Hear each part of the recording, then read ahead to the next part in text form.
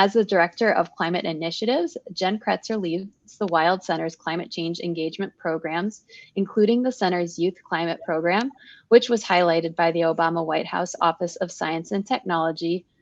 She also leads interpretive programs for visitors, the New Climate Solutions exhibit, and other climate-related initiatives and community partnerships. In 2022, she led the Wild Center's delegation at the UN COP26 Climate Conference in Glasgow, Scotland.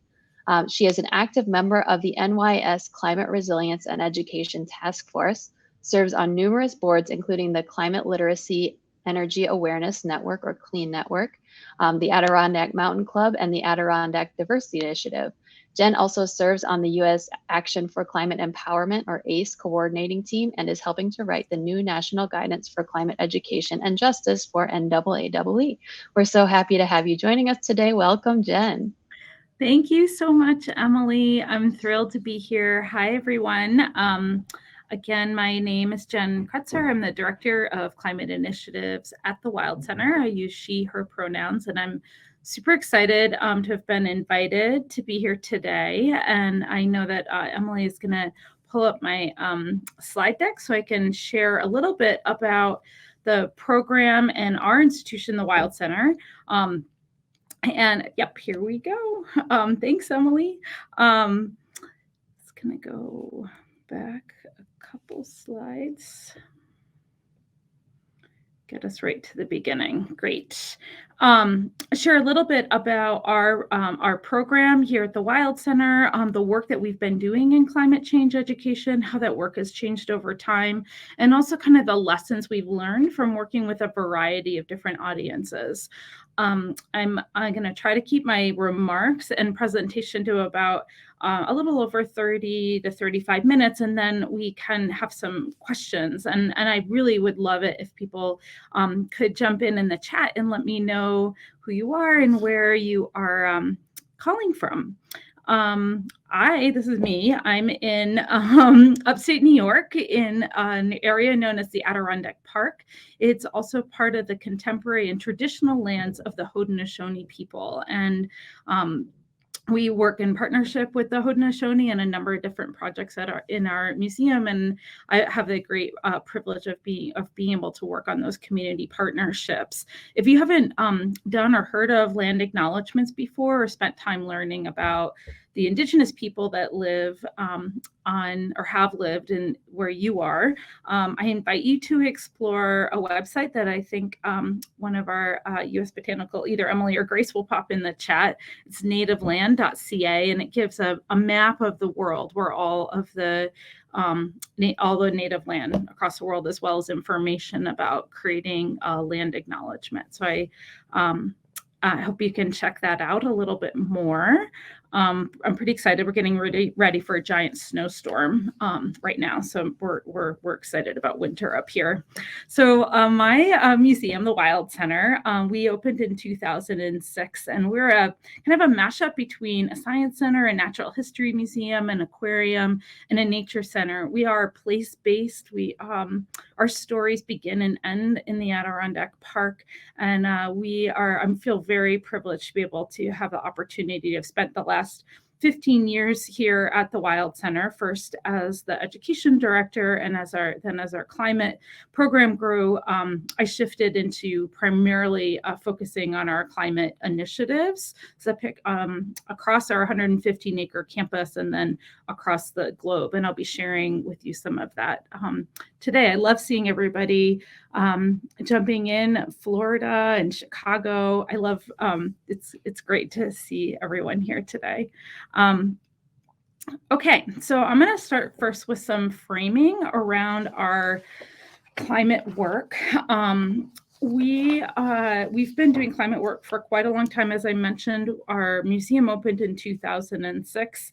At that time, we did not have any direct climate programming in the museum, nor did we have exhibitions. And we really were thinking about, we knew that this was going to be an issue that we would need to address and be thinking about. And this was something that has kind of grown in some ways organically in time, but also in a way that's helped to build on the strengths that our Science Center has to offer in terms of connecting with place and thinking about the different audiences that we have. So thinking through how we could use education and training to foster a better understanding of and ability to address climate change and its effects, building that public awareness and access to information that promotes community engagement, creativity, and knowledge in finding climate change solutions, as well as engage and convene community members, partners, and others in dialogue and response, and respond collectively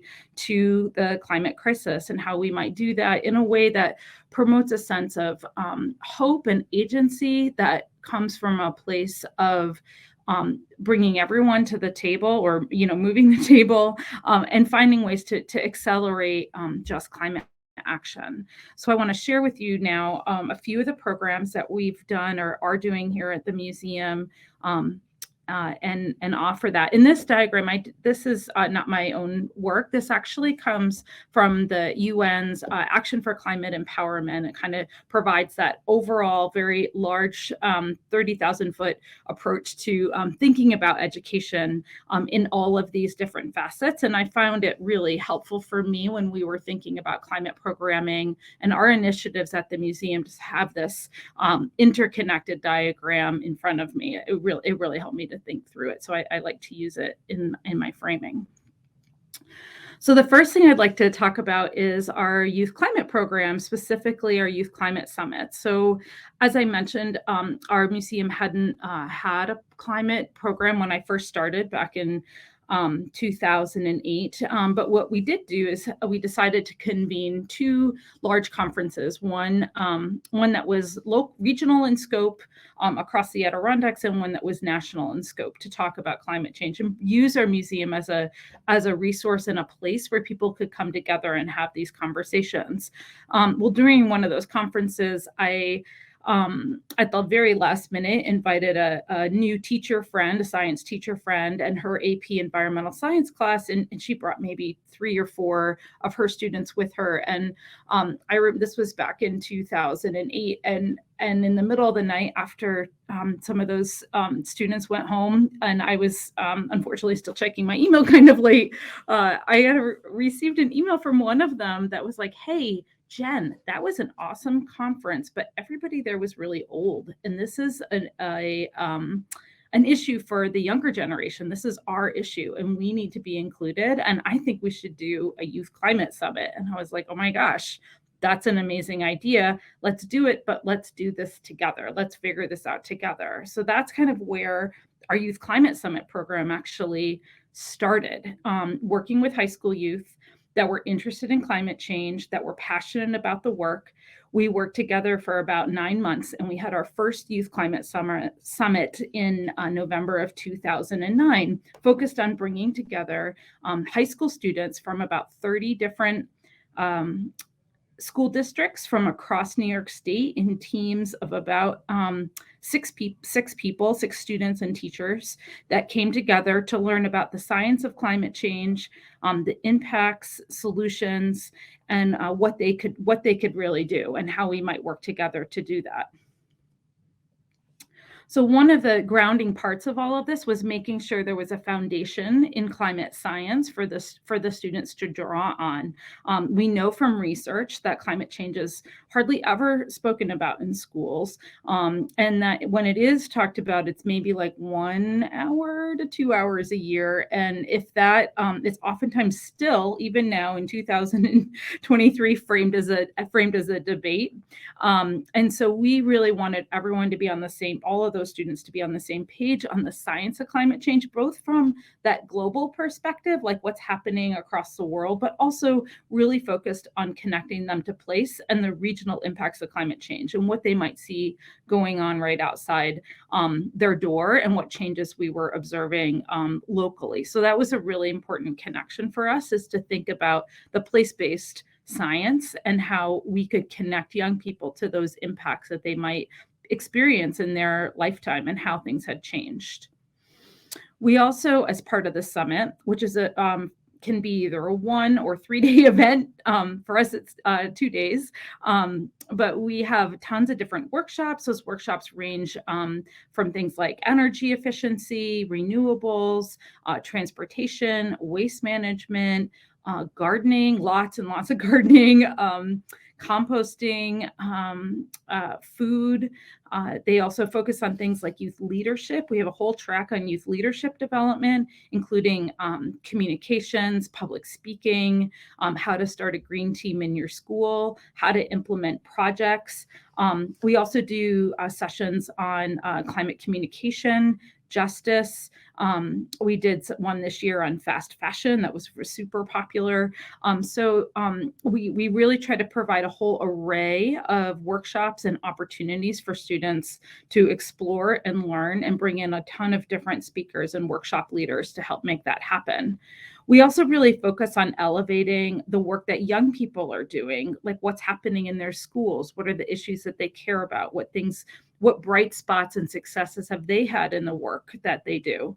So that's another part of that. We also bring in a lot of community members to help support the summit, and some of the resources that we're going to share, including a short video, which we're not going to share on this platform, but you can check out later.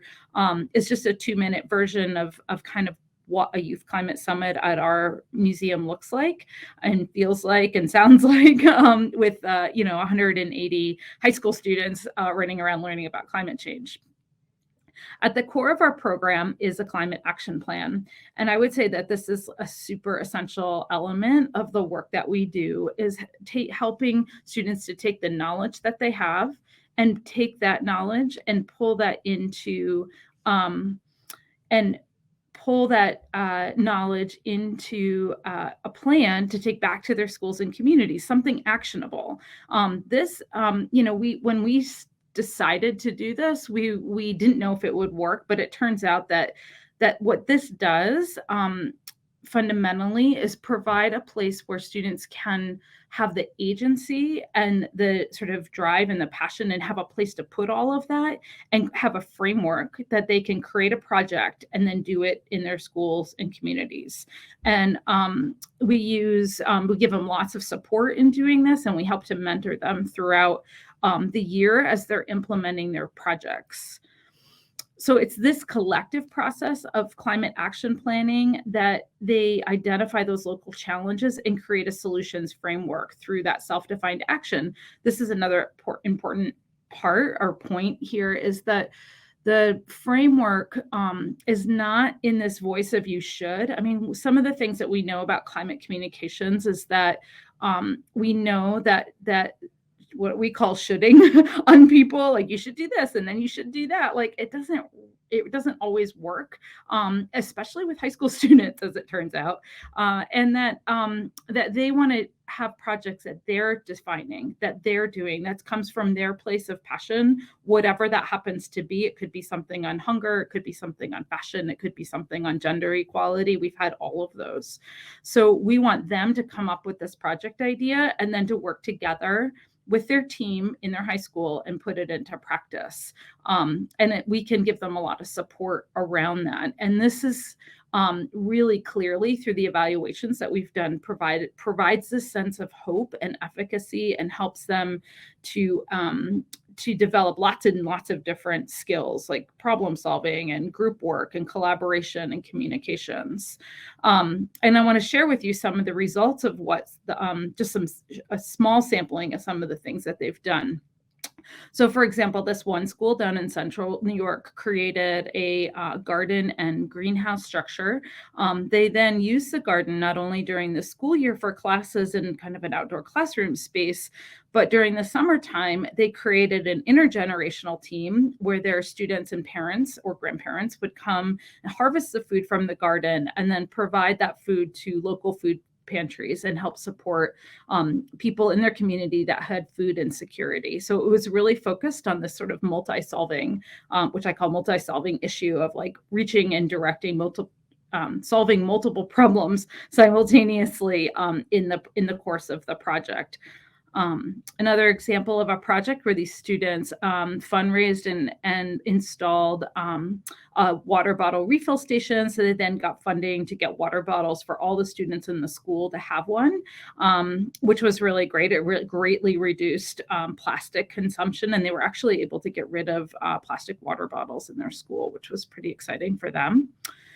Another group of students, this time over in Lake Placid, New York, actually started their own composting business. So this was a huge initiative for these students. And I should say that, the climate action projects, they have a pretty wide continuum. Some start with recycling, but as school, or smaller projects that guarantee success. But as the schools participate in our youth climate program, they kind of scaffold the difficulty of the project. So this is a school that's been with us from the very beginning in the last 12 years that we've been doing this. And they wrote a grant and got funding for a large scale community composter. They work with local businesses in Lake Placid to get the food waste.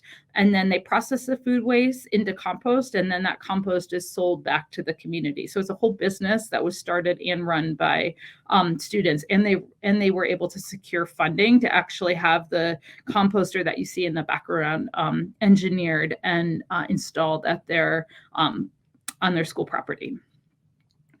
Another project that they did, which is again which I think of as a more advanced project, is working directly with their local officials here in New York State. We have a program called the New York State Climate Smart Community Program that's run out of the Office of Climate Change, and we've been working with them for a number of years now, since 2017, to help elevate the role of young people in climate task force in their communities. And they do all sorts of things on these task force, from running the social media to doing greenhouse gas inventories. They help to build capacity of small rural communities that don't have a lot of younger people that are involved, certainly at the village or town level, and oftentimes don't have really need the skill sets that young people bring, like technology and ability to work quickly across a lot of different communication platforms, and the ability to create and build spreadsheets. We oftentimes in many small rural communities, those positions on those community task force are held by the elderly people in the community, and they just don't have all those skill sets. So young people really bring in that fresh perspective and those skills and resources and the assets and perspectives that young people have. And so it's been really exciting then this is kind of a long-term project to see these young people working on these task force, and also helping these communities achieve certification through New York State. We've had 3 communities, Saranac Lake, Homer, and Lake Placid, that have achieved bronze level certification, which then gives those communities access to funds and technical resources from the state to continue their journey in reducing their greenhouse gases. So it's pretty exciting to see that. This is just another example of all the different types of projects that young people are working on. I just heard that one school is going to be working on a carbon neutral prom this year, a bio blitz, installing solar panels. So all sorts of things these are all projects that students came up with. So from all this deep work with young people through over the last, since 2009, we've really distilled out some of these specific values that help drive our work. And this is all done now in concert with young people. We have a youth advisory board made up of alumni from our program that helps us think through all of this and helped us kind of come up with what these values are, identify these values, and really think about how they apply to our work and how we can share them out. So I've talked a lot about the work being very place-based and action-oriented through those climate action plans, where we really do focus on solutions. Like, we know that climate change is a problem. We understand the impacts. Let's think now about solutions and how we can elevate those solutions. We want the work to be equitable and have justice at the center of it. And we do that in a variety of different ways. We work to have very diverse speakers and workshop leaders. We work to find ways to help support the young people that are in our program, assisting them with like transportation to meetings or helping them get a small stipend to speak at a conference. Like we do a lot of different ways in which we try to build equity and diversity into our program. We are really youth driven or working with youth in partnership. So having that youth led voice and listening to that can oftentimes be challenging, but I would say that and you have to kind of organize them, but in that, I feel like the results and the sort of benefits are so strong, and like your program and the work that you're doing will be that much richer. And of course, we want to move to a space of being hopeful and optimistic around climate.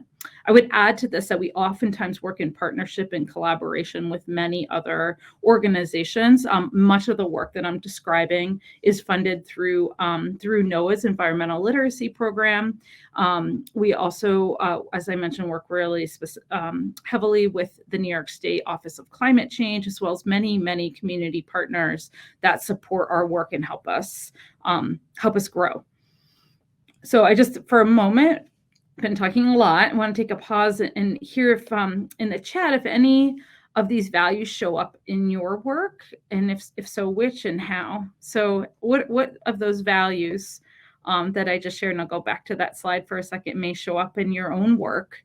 So just take a moment to reflect on that. And if you want to jump in the chat and just share a little bit, that would be great. I'll give everyone a minute to do that.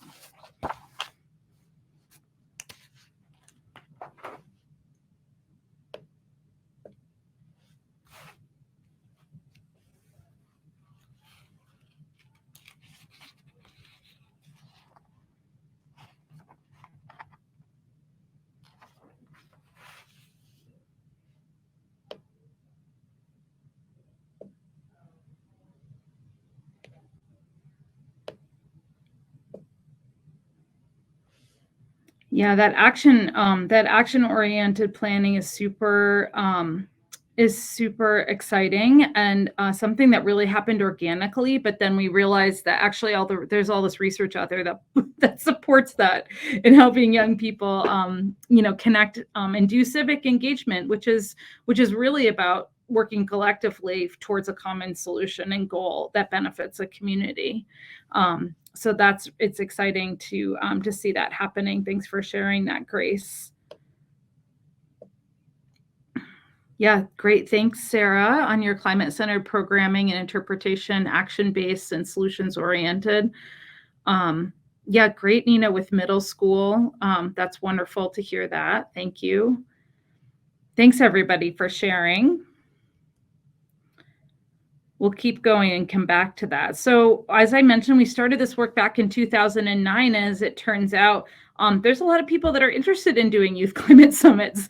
The model that we created in the framework actually works pretty well. And to date, we've been able to help inspire or seed over 150 summits in 22 states and 9 countries. We actually just had 2 summits, one in Pakistan and one in Bermuda. We have a full 2, actually we did one, we had ours in November. There was one in Florida, the Finger Lakes Institute, which is a partner of ours in Western New York.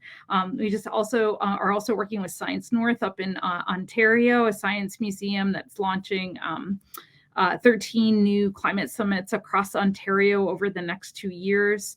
So we have a free toolkit online, and I think that Grace is going to drop that into the chat for us.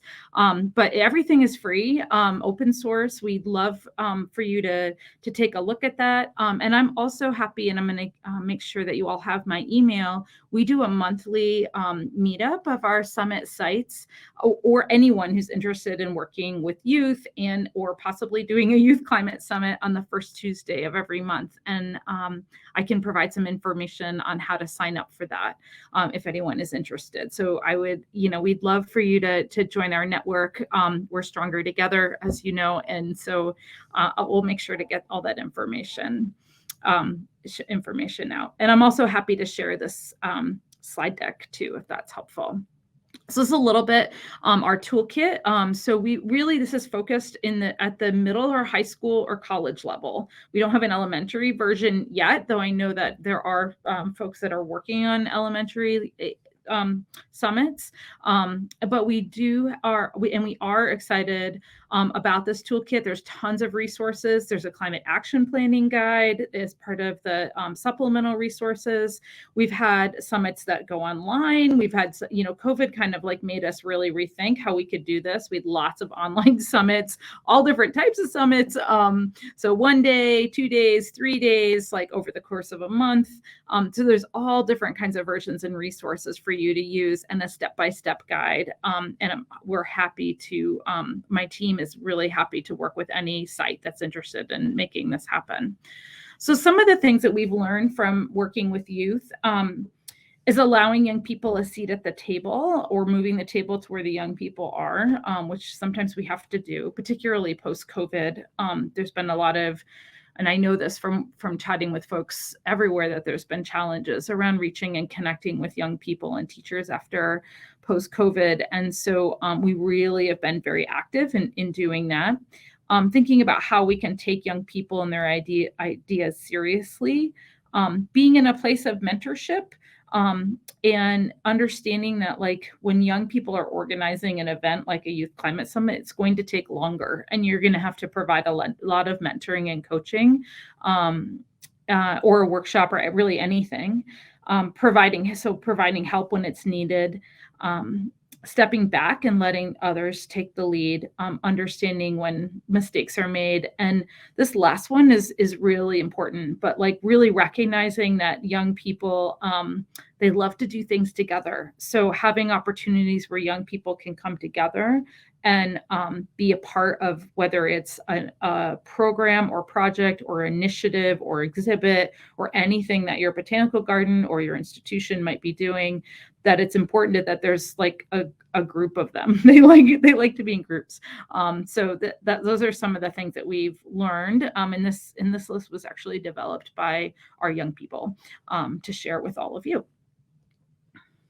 So I want to share a few more case studies of some of the work and some different audiences that we've connected with.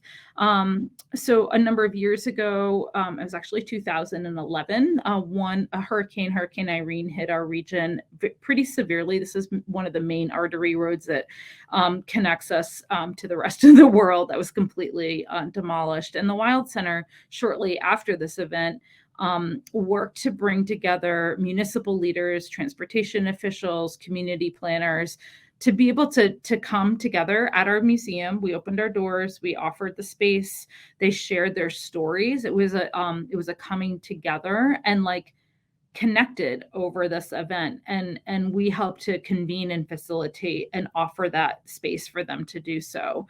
So this was in response to an actual a fairly severe climate impact, and this was a way for them to work together to start building plans to create a more resilient infrastructure, really, and planning for the future. Just one example.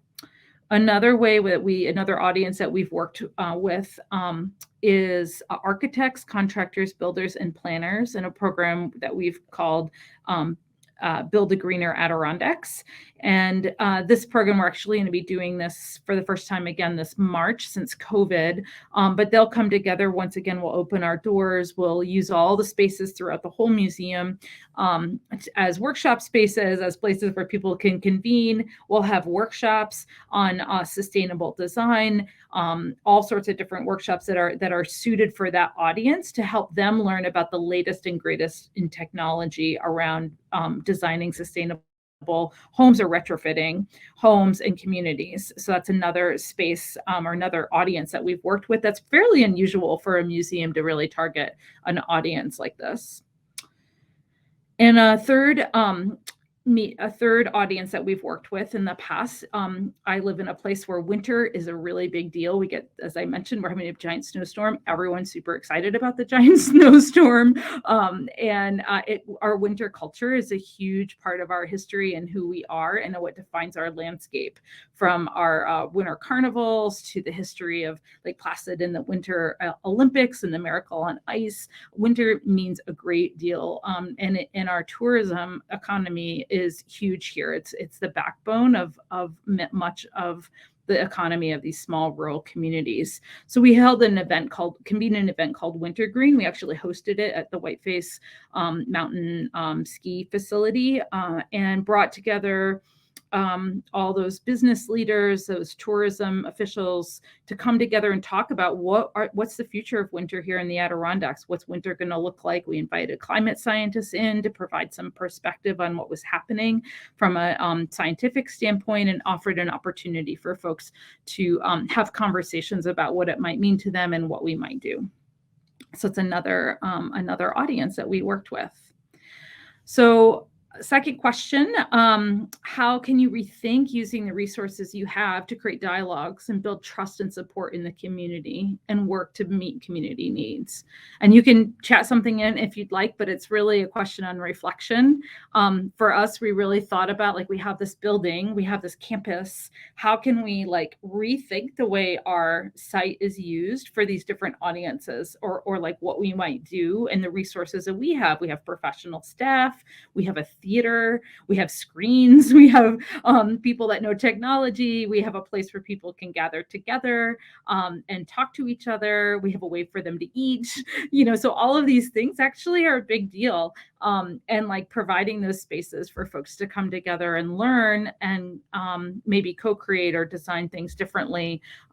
So I invite you to think about your own spaces, whether they're a botanical garden or a cultural institution or a school or any of those spaces, and how you might use that space a little bit differently.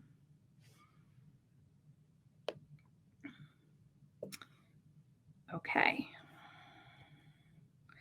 So finally, the last section here is going to be on our brand new exhibition called Climate Solutions. We just opened this exhibition this past summer, and we were super excited about it. So this took, for us, that through line grew out of the youth work that we'd been doing that I spoke about earlier. It grew out of that idea of how we connect a place, how we were listening and connecting to the stories of people that were working on climate solutions in space, and how we could help build hope and agency in the work that we do, and how to connect that broadly to the visitor.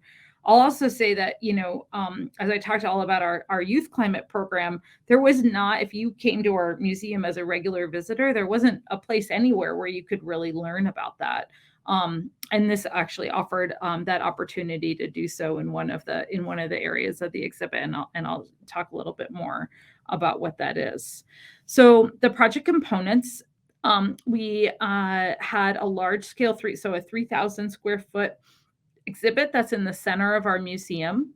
Within that exhibit, we created a maker and tinkering space to explore and create solutions and develop that problem-solving mindset. We have across campus integration. So our facility, our building, is a Silver LEED certified building. So using our building as a demonstration site more explicitly through interpretation and education.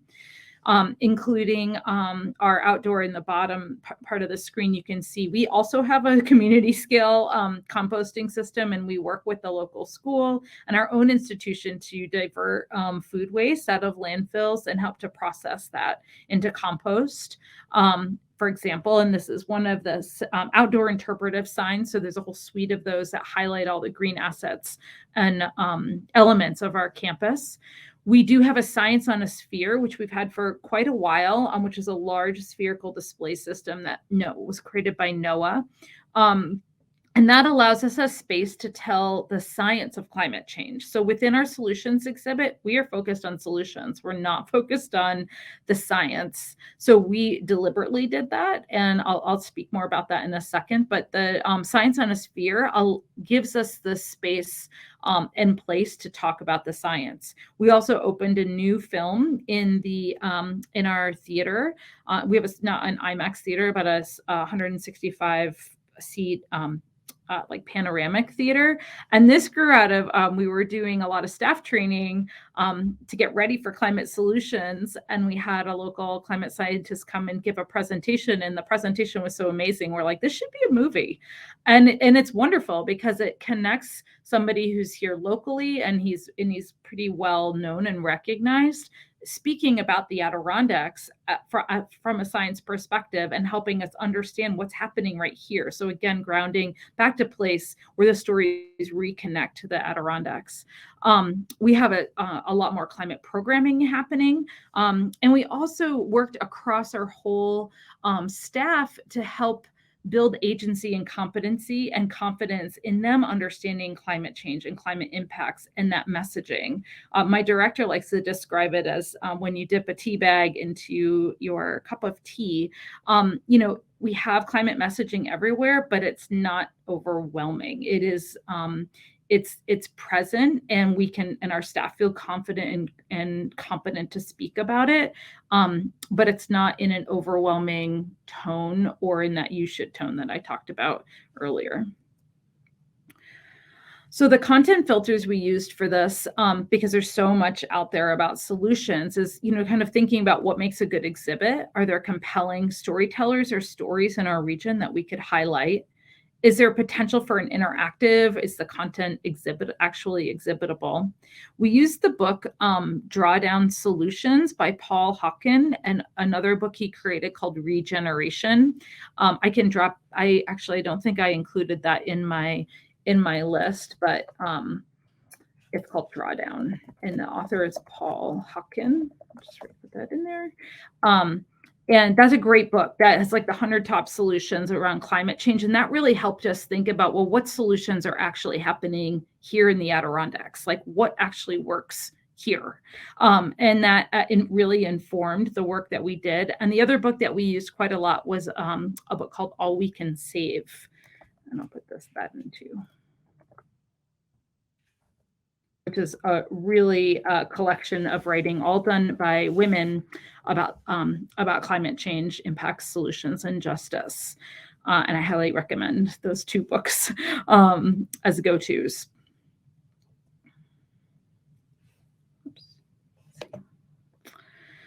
The other thing we really looked to, and when we were doing our research, was Yale's climate communication information. They have an incredible blog that everyone should jump on immediately. It's wonderful, and a huge amount of resources on climate change from all different perspectives and aspects. They also do quite a lot of work with George Mason University, the Center for Climate Change Communication, along with Yale. And many of you may have heard of the SASE survey, so the 6 America surveys that kind of puts Americans into 6 buckets of their attitudes towards climate change, from dismissive to alarmed. And this is data from 2021.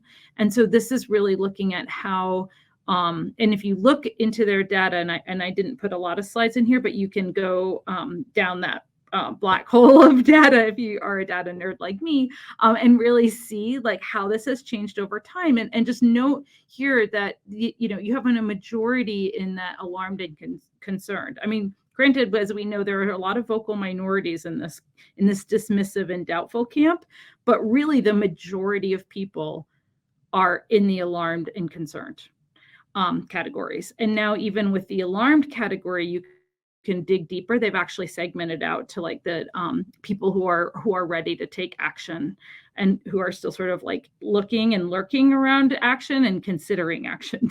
So these are all had a lot of implications in the front end survey that we did using SASE with our visitors to help understand how we should structure and tone our exhibition.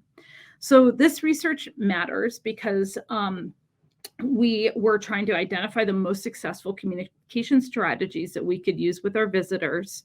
We knew that storytelling was something that was compelling, and it helps people to relate to the content, giving them that common ground and inspiring them to learn more.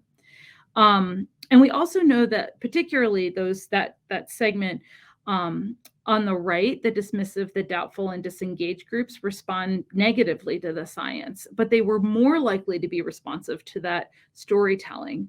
And then lastly, that the concerned and alarmed groups, those groups over to the left, where the majority of the public lands, is that most folks want to take action, but they need two things: awareness of what solutions exist to make solutions visible, and an invitation to participate in climate solutions. So the storytelling approach really helped us to inspire visitors to take action through those stories, and to help, as I spoke a couple of times on those Wild Center, our guardrails, like not using that tone of "you should do this" or any kind of shaming, which is kind of tricky to do when you're talking about solutions. So like making sure that we were on the space of like providing people hope, inviting people in, and helping to move those hearts and minds and connect people to the problem, as it says in this quote from the New York Times. So then we asked our staff, well, where do we think our audience lands? And we actually thought that we landed right here in the middle, with cautious and maybe a little concerned and disengaged. But as it turns out, when we did the survey using the SASE questions, that we were way over here and alarmed and concerned. And we were like, whoa, that's amazing. Maybe we should do this again just to double check. So we did it again, and we had the same results. So we know that our audience really sits in that alarmed and concerned category. We segmented it in a couple different ways, both in terms of looking at, we have a Wild Lights Festival here at the museum that runs all winter. And we did the surveys with those visitors, which tend not necessarily to be coming to see the otters or like, take their kids to do a program with us. They're just here to see the lights. And they had the same results as our like regular visitors. So it was really interesting to see that. And it set the tone for the development of our exhibition and how we would approach it. So the big idea for our exhibit is that people across sectors, generations, and backgrounds are building a web of climate solutions and are inviting all of us to find our place in the climate movement. So I'm going to go through these kind of quickly because I want to make sure we have time for questions. So we have different areas of the exhibition, such as this one, transforming our energy system. We grounded the exhibit in portraits, large-scale portraits of 12 people, intergenerational, diverse, all working here in the Adirondacks on solutions. So that was really amazing to elevate these folks, and many of whom we had either been youth leaders in our climate program, in our youth climate program, and in the summits, folks that we had come to the youth climate summits and do presentations, or had engaged with us in other ways or other programs, like including this woman here in the right-hand corner with the guitar. She provides the meat for our cafe from the store. Or from her farm. So some of the things we were really excited about with this exhibition, and I want to share some of those findings as we wrap up, is using that climate solutions framework for the exhibition was really clear and effective. People really saw that, they felt that. The evaluation that we did through longitudinal interviews actually worked. You can see on this wall, caring for our one home, we highlight local climate scientists, but then we also feature a work of art from one of our Indigenous partners, Mohawk artists, on caring for one home and what traditional ecological knowledge can teach us about climate change, along with the traditional Western science approach. This is where we get to highlight our youth climate program, as well as helping folks feel hopeful about climate change. So this really helped to invite people in, and we're going to share a link in the chat. You can actually take a full virtual tour of the exhibit. Of course, I'd love for all of you to come visit, and you'd be welcome anytime at the Wild Center. Please consider this an open invitation, but you can take a virtual tour and really check out all the signage and the interactives. As part of our tinkering studio right here, but visitors really appreciated that the exhibition was inclusive of many voices and experiences related to climate change, both from a diverse perspective, from an intergenerational perspective, and it was really exciting. This young woman, for example, Birch Kinsey, is on our youth advisory board. She came up through our youth climate program, and she was also an advisor on the exhibit itself. So having youth, way back in 2009 when we started our youth climate program, really shifted the way we thought about working with young people at our museum. We have actually one of our alumni from the program now serves on our main board for the Wild Center. We have youth participate in many of our grant projects as advisors, or as trusted resources. They come and help us present at many programs or initiatives. So we've really shifted how we actually work with young people since 2009. And then many of our visitors welcome the general invitation that everyone has a place in the climate movement, and folks really fell in a wide spectrum of climate action. And we knew, as I said, that creating opportunities for visitors to engage in the science was really critical. We don't do it in that main solutions space. We do it outside of that. And this image of science on a sphere is something that, this is where that they can learn about science if they want to, or in our main theater. We've also been experimenting this past summer with including more of the arts. So this is actually a large-scale stick sculpture by Patrick Doherty, an artist out of North Carolina. And this dance troupe, Emerge 1, 2, 3, actually went through our solutions exhibit, spent a bunch of time in our climate space learning about our climate programs, and then created a piece in response to it, and then performed that multiple times throughout the summer. And we're going to be doing more programming like this in the future, and it's a really different way to engage and helps to bring different audiences to the museum. So finally, I think the thing I want to say the most about this last slide is that, that the work it can be really hard. And I want to acknowledge the toll that, seeing all the climate news and the impacts coming across our news feed every day. But there is space to be hopeful, to find joy in the work that we do, to figure out what our strengths are, what we're passionate about, and then roll up our sleeves and do something and really get to work. So I want to thank you very much for your attention and for being here today. Here's my contact information. I'll also put it in the chat. Please reach out anytime, and I'm happy to answer any questions.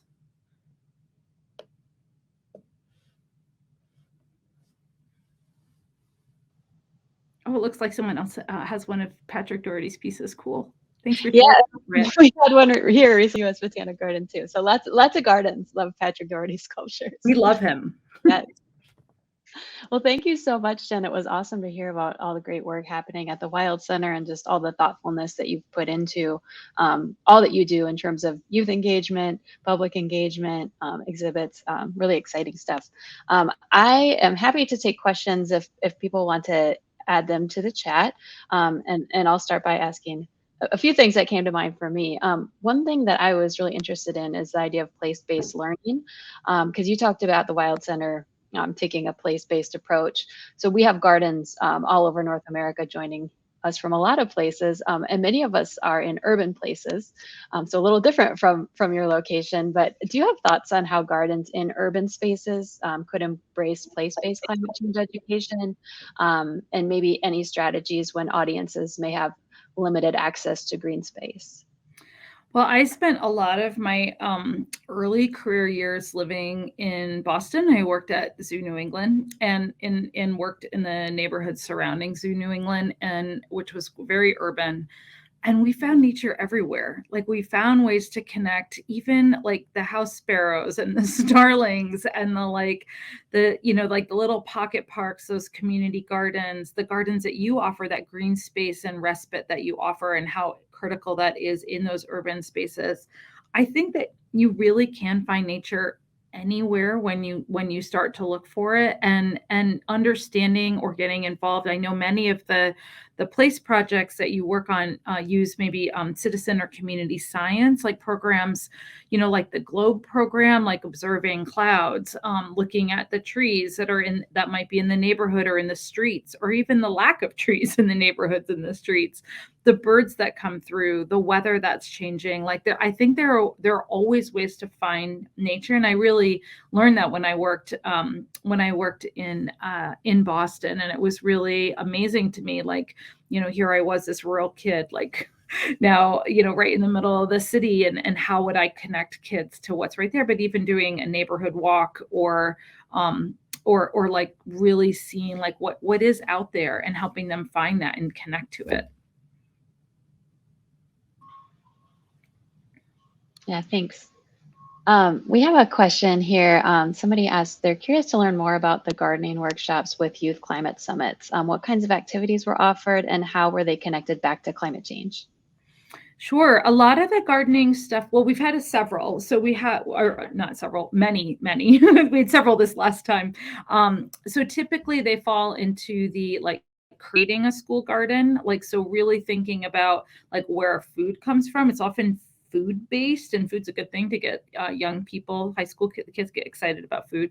So like rallying around sort of the food part, and where does our food come from, and what does our food look like, where does it travel from, what's important about local food. That's one way in which we've used it. We also had a workshop this past year that had more of a focus on permaculture and design gardening. Like, how can we create spaces for birds, for pollinators? Like, so a lot of stuff around pollinators, which is very popular with schools. And that was again a way to connect back to climate change through understanding like what's happening with biodiversity, what's happening with like monarch butterflies or the bees, or like pollinators in general, like what is happening with that, and how does that connect back to climate change, those declines in those species, or habitat disruption, or things of that nature. So that was like another like really strong connection. We also did one with the Cornell Lab of Ornithology that was focused on citizen science and birds. And one element of that was like landscaping for birds. And like, especially, and we do have teams that come to our summit or come to many of the other summits that we work with across the country that, are in very urban areas, and they're still finding ways to like connect to that sort of those plants and that gardening, and like understanding and learning those basic principles. We have in the past done invasive species removal. We've done work in like just going out and identifying stuff and understanding what's around us. So there's ways to connect. So we've done a ton of different workshops around gardening, and we have some resources. I know I included a list of resources. And that was something that I think the Clean Network has a ton of information on climate. That's the Climate Literacy and Energy Awareness Network. And I invite you to go check out their resource library. It has tons of different stuff, and I'm happy to, of course, I provided my email, so I'm happy to help you find those garden specific stuff too. Perfect. Thanks, Ben. I see a question about working with high school students. So that's a great question. So we actually I literally started by like going to the high school and setting up a meeting with the principal and talking to the principal, and then trying to find that high school science teacher and talking with the high school science teacher. So it really was very like boots on the ground. I tried to also find spaces where teachers were meeting up, and principals were meeting up. or superintendents were meeting up and be like, hey, can I get 5 minutes of your time or 10 minutes of your time, and sort of like create an elevator pitch, like, we're doing this climate summit program. This is awesome. Civic engagement, youth leadership development. We use the content of climate change to teach this. We want to work with your schools. We know you need support. This is how it connects back to your the national science standards or the New York science standards. Like, let us help you. Like, we can do this. It's all, and we really try. And most of the summit sites, I actually don't know of any summit sites that charge schools to come or charge groups to come. So we work specifically, we have been up until this year working specifically through the schools. We also work with community groups. And there's some really great examples, both in Nashville, the Youth Climate Summit in Nashville, and the one in Salisbury, Maryland, that work with community groups like Boys and Girls Clubs, 4-H, after school programs. And that's who comes to their summit. In Nashville, they actually work with they work by neighborhood. So students are working on, or the youth are working on neighborhood projects, and they work with those neighborhood groups to identify youth. So there's lots of different ways that you can do that. And we did that this year for the first time, and we were really excited. We had a group from our local youth center. We had homeschool group, and we had another team that was from like the local bookstore. It was like a youth book group that came. So that was really, it's like once you sort of open up, you're like, oh, I didn't know you were interested in climate change. Yes, come on in. That's great. Thank you. And I loved what you said about moving the table where they are. I thought that was, yeah, like you talk about, like seeing where the teachers and the principals are convening. I think that's great advice. We have a couple other questions. One person asked, how do you handle the possibly intense mentorship needs after the summit, or are you able to handle that well with that role filled by individual teachers that maybe also attended? Yeah, so that is a really good question. Oh, I see it. Laura, thank you for that question. So a couple things. So we are a team of 3. So myself, and then I have 2 staff that help run our climate programming. And we all take on different roles in terms of that mentoring. And it is intense. Like, it is a mentoring program. So one of our staff actually came up through the program. She's an alumni, and is, in her, early 20s. And so she's probably the closest to them. And then like so having that peer or like near peer engagement is super important. And having an adult that can help and support those young people is really important. We also I didn't mention it in our program, but we do educator institutes, and we help work with teachers on how to do mentoring. So many of the groups that we work with, like in the schools, is actually through their environmental clubs, because climate change isn't mandated. It's not mandated in New York State to teach. Like, it's climate change education mandated in New York State. So it's like all over the place, right? If it's there at all. So we typically go through the club structure in order to work with young people. And there's oftentimes a club leader, and that club leader really helps, and is kind of critical at the school level.